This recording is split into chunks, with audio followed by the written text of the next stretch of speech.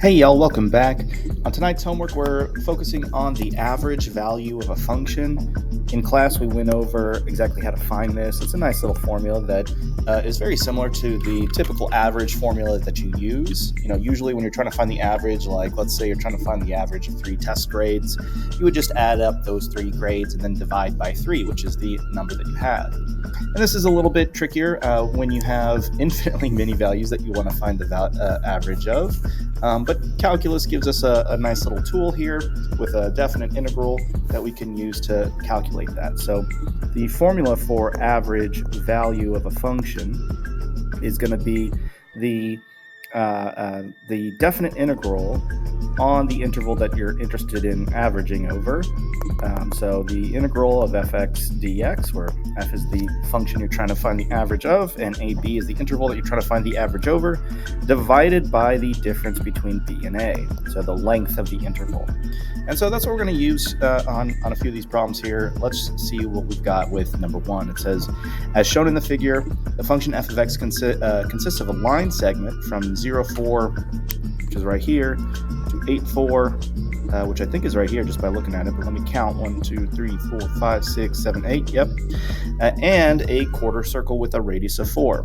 So this little shape from here to here that I'm highlighting here in pink is a quarter circle.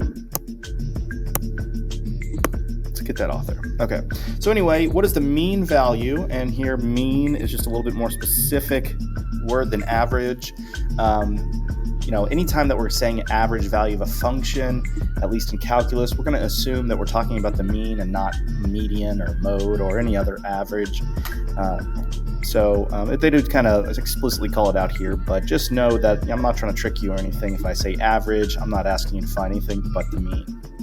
So to find that average, we need to calculate the integral from a to b of this function, and then divide by the length of the interval.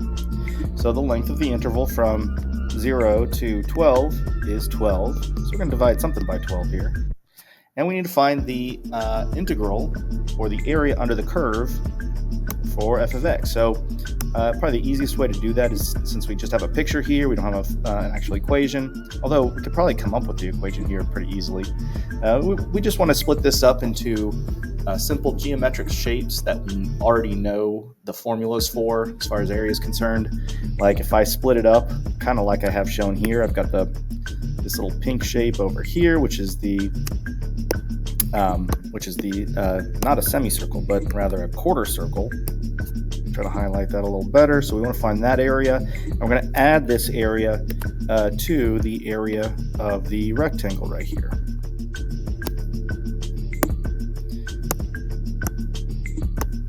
So first, we'll find area of that little rectangle, and it looks like it's like 1, 2, 3, 4, 5, 6, 7, 8 by 4. So it's 8 times 4 is going to be the area of that rectangle, and then the area of that quarter circle is going to be, let me back it up. The area of a rectangle is going to be base times height, right? Area of a circle is pi r squared, but since this is just a quarter circle, we're going to divide that by 4. So this is going to be 1/4 times pi r squared. R here is 4, so we've got 4 squared times 1/4 times pi. Now I can simplify this a little bit, but because this is on a calculator section, let's see, 16 divided by 4 is just going to be 4. I'm not really going to like this answer because all the answer choices are in decimal form. So I am going to want to type this in. Now, this is a case where if you've got your TI-84, probably easier just go ahead and type it in your calculator, your analog calculator, the old school kind, right? The one that you can just hold in your hand. But if you've got Desmos pulled up, you can also just type this straight in there. So 32 plus 4 pi over 12. Let me switch on over to Desmos if I can. It's going to let me here. Never figure out how to pull this thing down on Chromebook. What's going on here? There we go. So switch over to Desmos. Oh, and now I've forgotten what the number was. Let me bring that back. 32 plus 4 pi over 12. So 32 plus 4 pi all that divided by 12.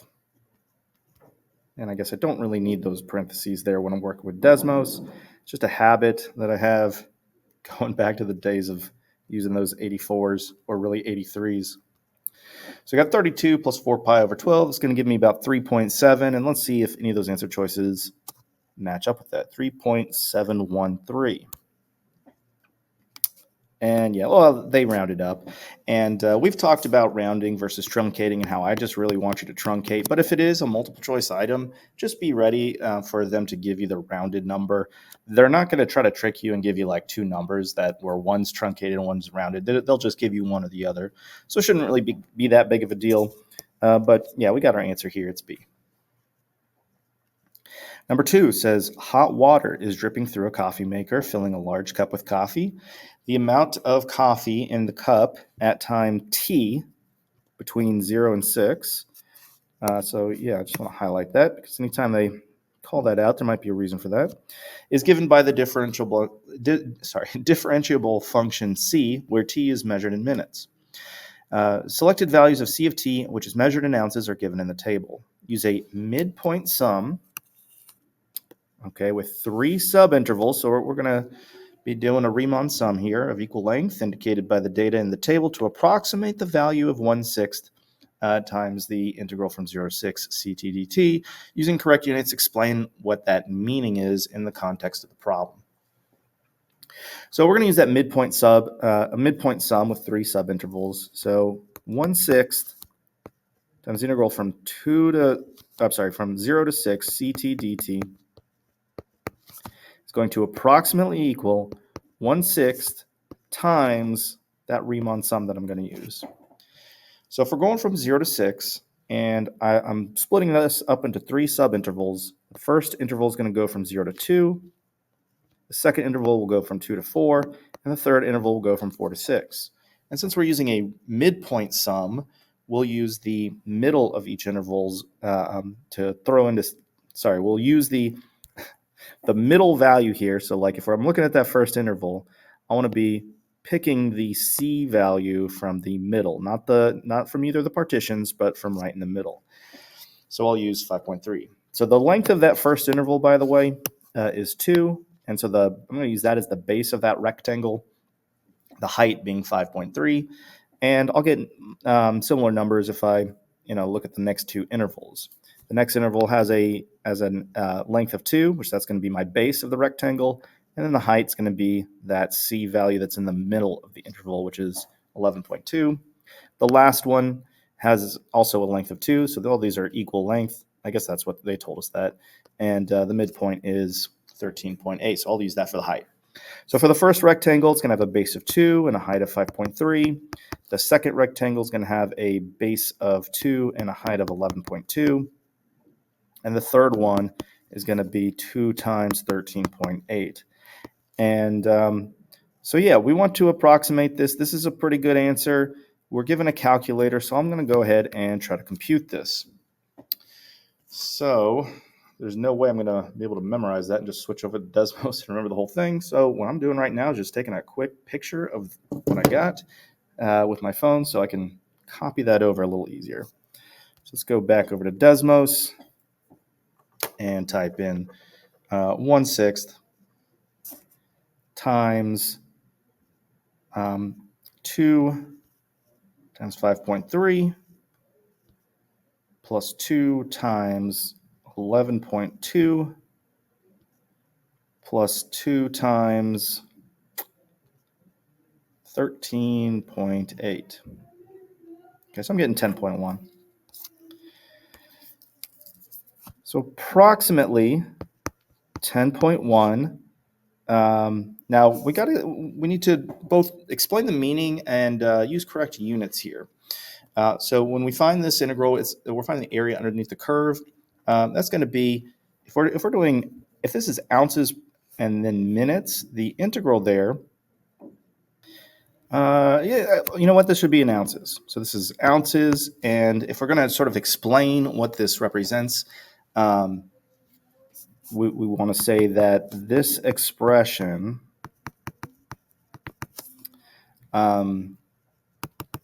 is the average amount of coffee in the cup in ounces from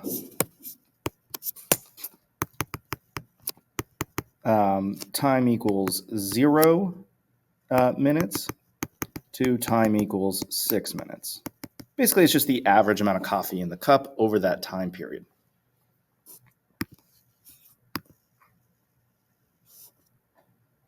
All right, now this particular problem was an old AP, or at least part of an old AP test question, and we're starting to see a lot more of these. I'm giving you a little bit, more on the quizzes and the homeworks that are just like kind of word for word what has been on the AP tests in the past, and so hopefully you're starting to become a little bit more comfortable with these word problems. All right, well let's go ahead and take a look at the next one.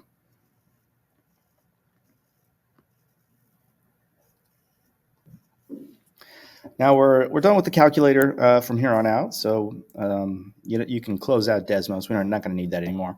Number 3 says, given the function f of x equals x squared plus 1, determine the average value of the function between -1 and 2.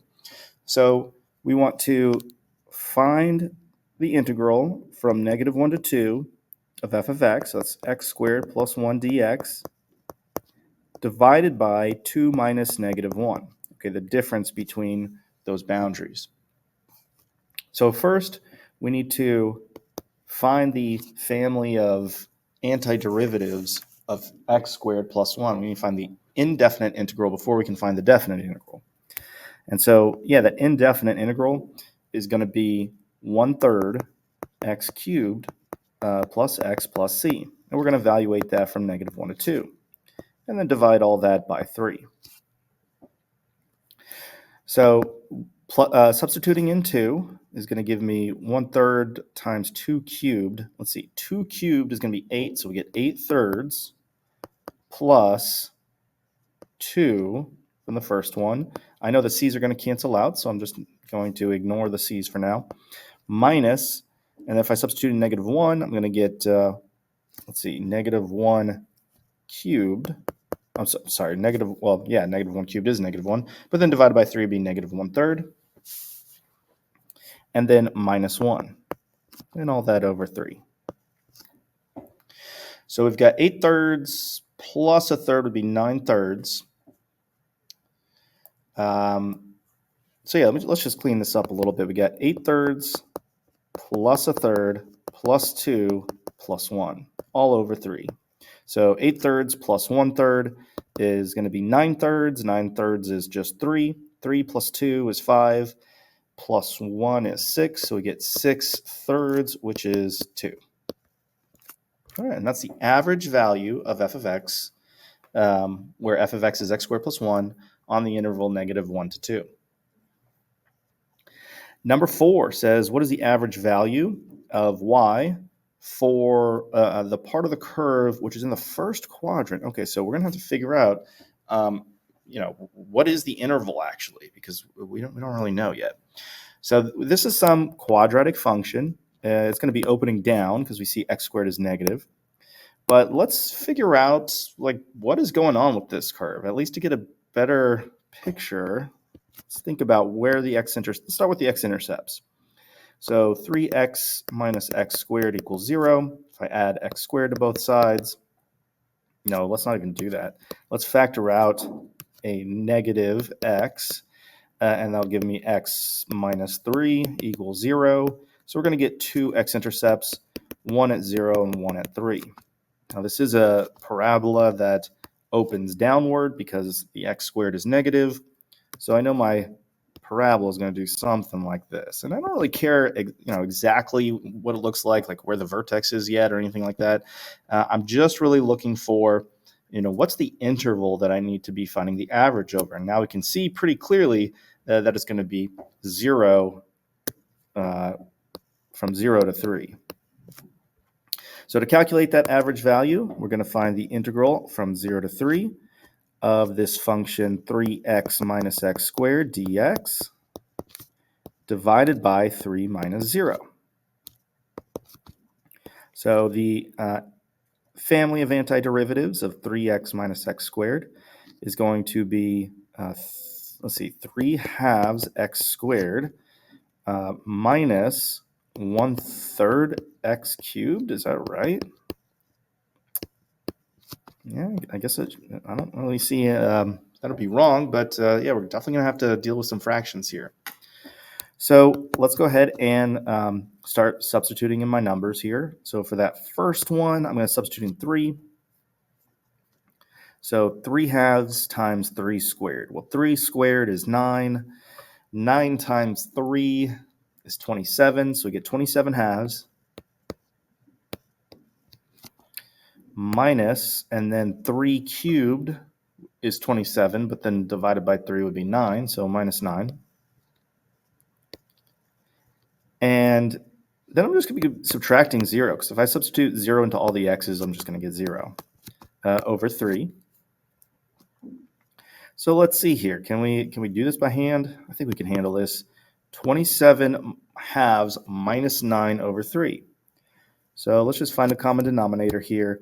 27 halves minus 18 halves. And then we'll divide all that by 3 when we're done.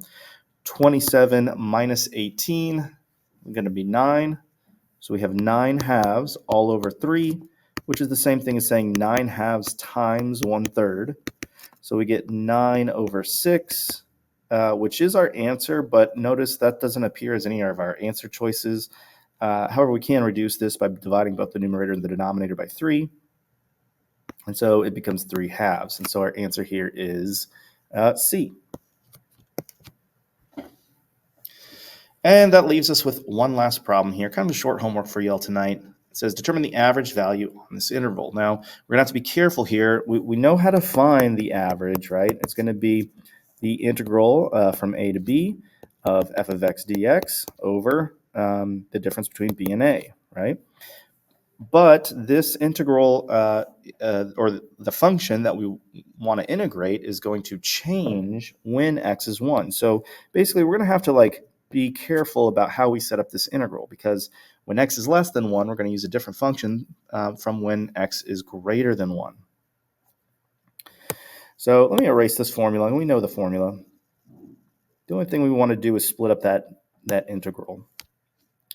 So yeah, well, I'll just say f average equals the integral. It says it wants us to go from -2 to 3, but since we're switching over the function at 1, I'm actually just going to go from -2 to 1 and use that first function, 2x plus 5, and then add the area under the second curve from 1 to 3. So that's 3x squared there. And all that will still be over 3 minus -2. You still want to find that difference. You can see it's going to be 5. But let's calculate that numerator first. So we want the antiderivatives of 2x plus 5. And so that's just going to be x squared plus 5x.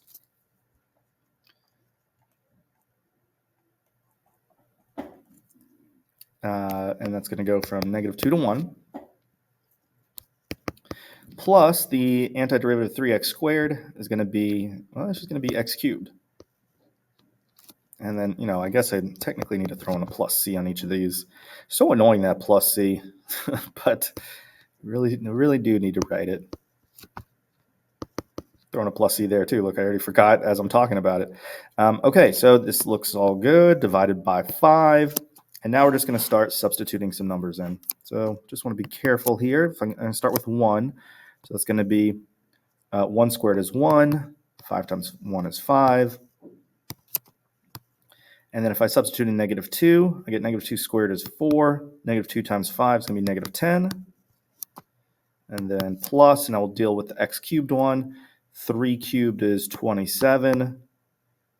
Now that's it, right? The c's are always going to cancel out. And if I substitute in 1, it's just going to be 1 cubed, which is 1. All right, so here we have got 6 minus -6, so 6 plus 6. Plus 27 minus 1 all over 5.